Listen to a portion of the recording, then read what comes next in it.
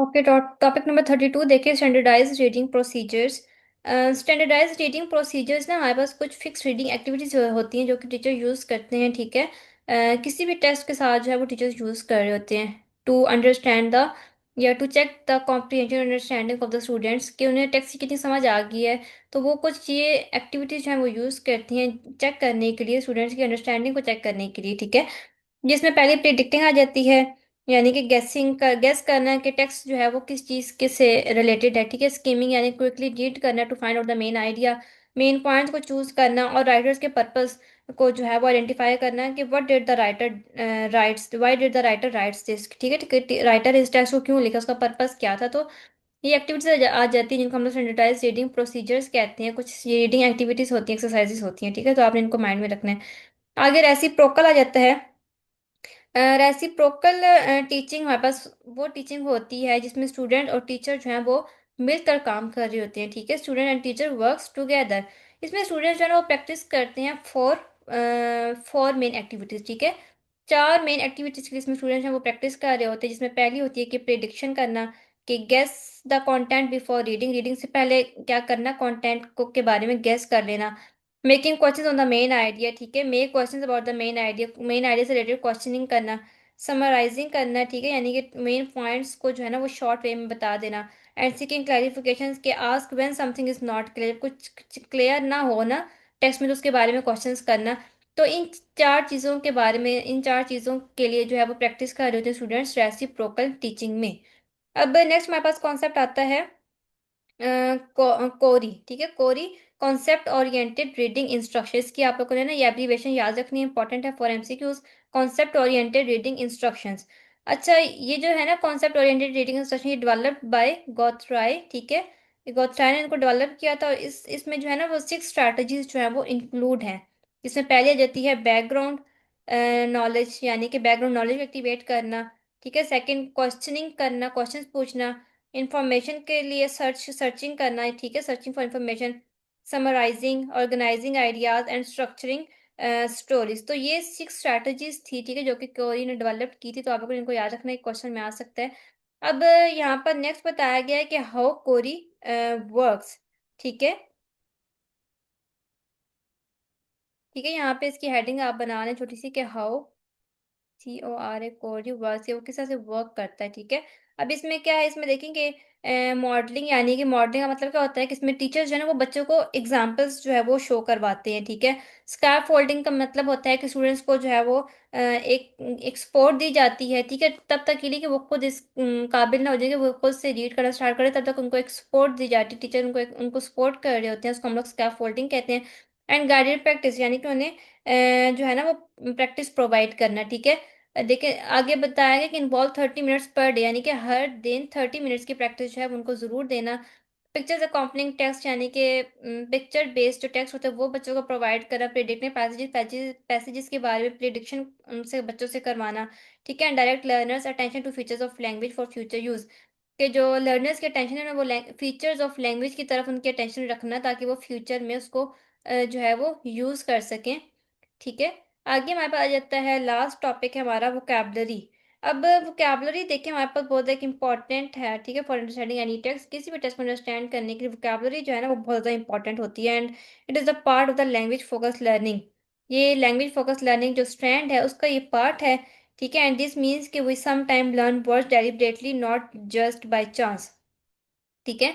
इसमें क्या होता है, हम लोग डेलिबरेटली वर्ड्स को लर्न कर रहे होते हैं, यानी कि कॉन्शियसली, ठीक है। बाय चांस इसमें हम लोग वर्ड्स को लर्न नहीं करते, बल्कि डेलिबरेटली लर्न कर रहे होते हैं, ठीक है। तो यहाँ पर ये बताया गया कि टीचर्स जो है ना वो बच्चों को न्यू वर्ड्स सिखाते हैं, डायरेक्टली फ्लैश कार्ड्स का यूज़ करते हैं, ठीक है।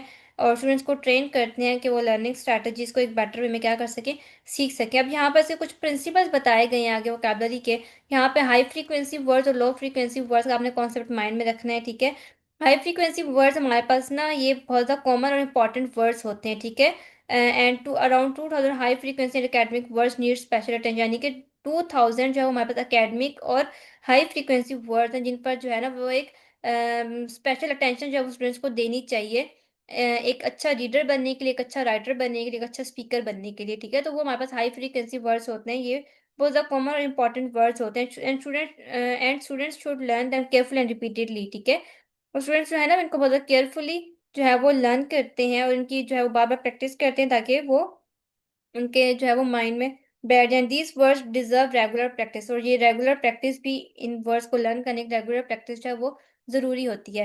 नेक्स्ट हमारे पास आ जाते हैं लो फ्रीक्वेंसी वर्ड्स। अच्छा, लो फ्रीक्वेंसी वर्ड्स हमारे पास ये ऐसे वर्ड्स होते हैं जो कि बहुत ज़्यादा रेयर होते हैं and do not spend too much time on them, ठीक है? और इन पे ज़्यादा जो है वो टाइम नहीं देना चाहिए। सम टाइम क्या होता है कि अगर हम लोग इनको इग्नोर भी कर दें तो क्या होता है कि कोई इतना इफ़ेक्ट नहीं पड़ता हमारी रीडिंग पर, ठीक है? और इनको क्विकली जो है वो स्टूडेंट्स को बता देना चाहिए, बल्कि इन पर ज़्यादा टाइम नहीं देना चाहिए। आगे देखिए इन्होंने बताया हुआ है कुछ वोकैब्युलरी लर्निंग स्ट्रैटेजीज़ बताई गई हैं, ठीक है? जिसमें हमारे पास पहली आ जाती है वर्ड पार्स, दूसरी आ जाती है dictionary and the third one is गेसिंग फ्रॉम द कॉन्टेक्स्ट। अब वर्ड पार्ट में देखें कि ब्रेक वर्ड्स इनटू प्रीफिक्सेस, यानी कि बच्चे जो है ना उनको सिखाना है कि वो किस तरह से वर्ड्स के पार्ट्स को यूज़ कर सकते हैं, ठीक है? वर्ड को उनके प्रीफिक्सेस में, रूट और सफिक्स में डिवाइड करके उन्हें बताना ताकि वो डिफरेंट तरीके से वर्ड्स को यूज़ कर सकें। फॉर एग्ज़ाम्पल कि अनहैप्पी है ना, तो अन, ठीक है, प्लस हैप्पी, ठीक है? इसमें ये अन हमारे पास क्या एक प्रीफिक्स है। तो इस तरह से बच्चों को वर्ड के डिफरेंट पार्ट्स के बारे में बताना, डिक्शनरी यूज़ करना कि उनको मीनिंग चेक करना, सिखाना, प्रोनाउंसिएशन एंड उस वर्ड का यूसेज। और गेसिंग फ्रॉम द कॉन्टेक्स्ट क्या होता है, क्लूज़ को यूज़ करना सेंटेंस में से टू गेस मीनिंग, ठीक है?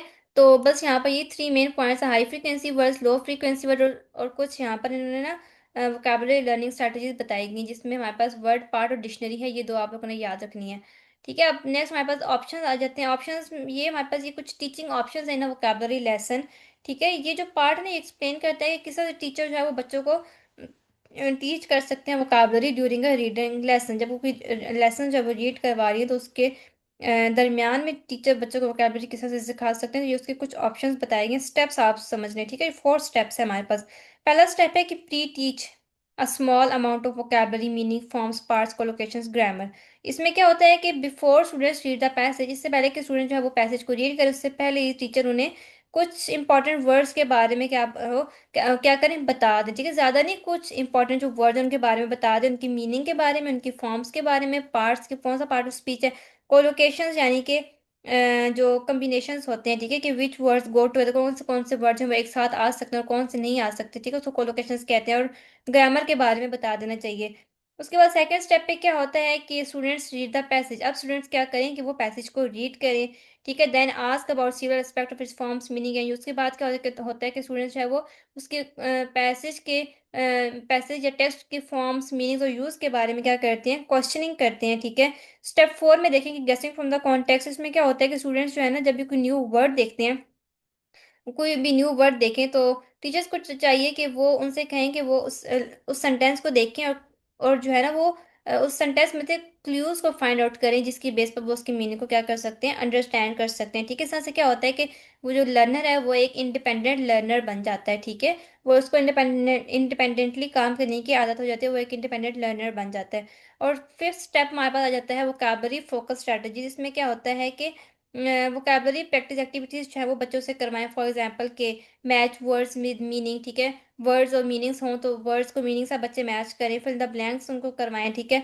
And make sentences using new words, ठीक है? उनको न्यू वर्ड्स बताएँ और उनसे कहें कि न्यू वर्ड्स की बेस पर वो शॉर्ट शॉर्ट से सेंटेंसेस बनाएँ, ठीक है? तो ये हमारे पास कुछ वोकैब्युलरी को टीच करने की हमारे पास, ठीक है, स्टेप्स थे कि इन 5 स्टेप्स की बेस पे हम लोग क्या कर सकते हैं, बच्चों को वोकैब्युलरी सिखा सकते हैं ड्यूरिंग द रीडिंग लेसन। ठीक है, तो ये आज का आप लोगों का लेसन था। आप लोगों का लेसन मैसेज यहाँ पे कंप्लीट हो गया। आई होप कि आपको समझ आ गई होगी।